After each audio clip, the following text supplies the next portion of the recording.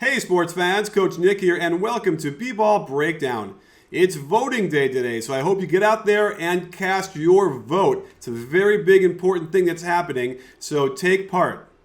Now, before we get into the Steph Curry record-breaking three-point performance breakdown, I did want to talk a little bit about what's happening with our Knicks breakdown weekly, because I understand people are getting a little bit upset about the fact that it's premium. But let me explain what's happening here.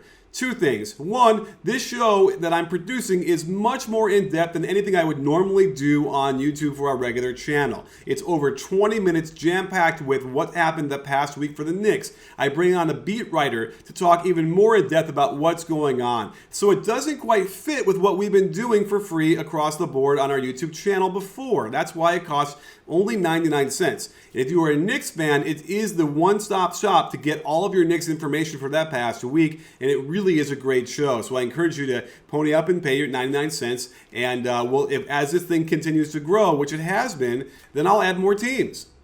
So now the only thing I want to talk about with the Steph Curry breakdown is that when Oscar Robertson complained about the defense of today, this is what he's talking about. The Warriors ran into a team in the Pelicans that certainly are really injured and have a lot of issues with their roster, but the issues I'm seeing defensively sort of don't address that. There are things that are breakdowns that happened last night that are really unconscionable, and I'm pulling my hair out wondering what's going on out there.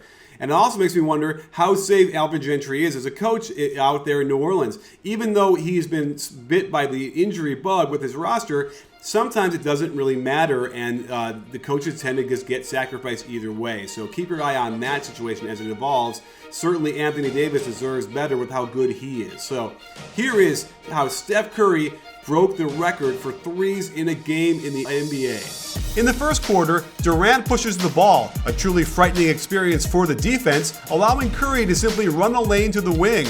Buddy Hield recognizes it's Steph, points to him, hoping someone else will pick him up, but sorry bud, he's all yours. The stop and pop, and Steph is on the board. This one will make Alvin Gentry cringe. All it takes is Klay Thompson pushing the ball up to force the defense into cross-matching, and it takes 8 seconds before a defender gets close to Curry. Too late, my friends. This was great defense to force the turnover, yet they can't capitalize, and it's hard to fault the defense when it's in scramble mode like this. I like that Jones leaves his feet to contest, but the new fundamentals are to sidestep, stay behind that line, and rain it down.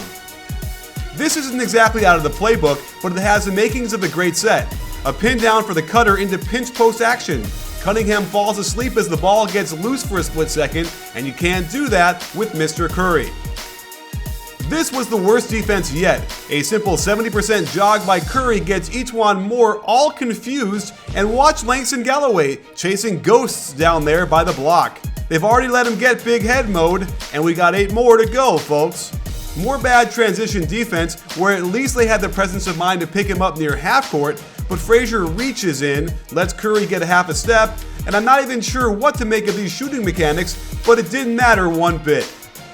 The pick and roll defense was out of sync here. A simple ball screen by Curry sucks Frazier down to help even though Davis was in perfect position. No communication here, and Curry is free to pop to the top with a fake shot and drop. And this is when you know the basketball gods are on your side. Another fumble in pinch post action leads to a great look when AD was too slow stepping up. You always need to be careful with the Warriors out of bounds plays. A simple zipper fist action is defended pretty well by forcing him away from the screen, but Galloway doesn't recover in front of him, and Curry has another clean look at the basket to get this off. Credit to the defense on this one. I love when Curry sets a ball screen and it gets a huge mismatch down low.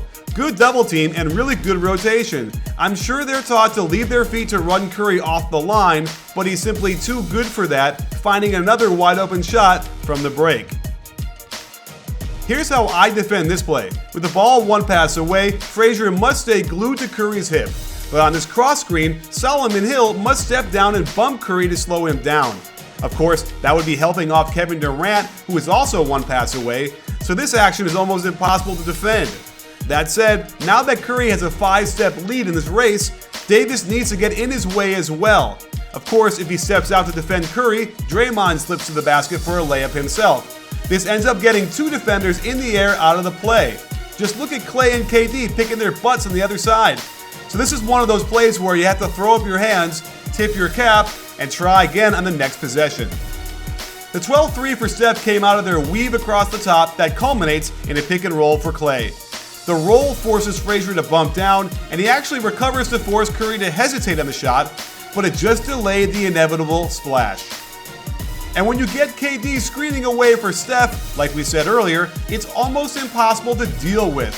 Moore was with them, had hands on him even, but they needed more than 5 players to stop Steph Curry last night.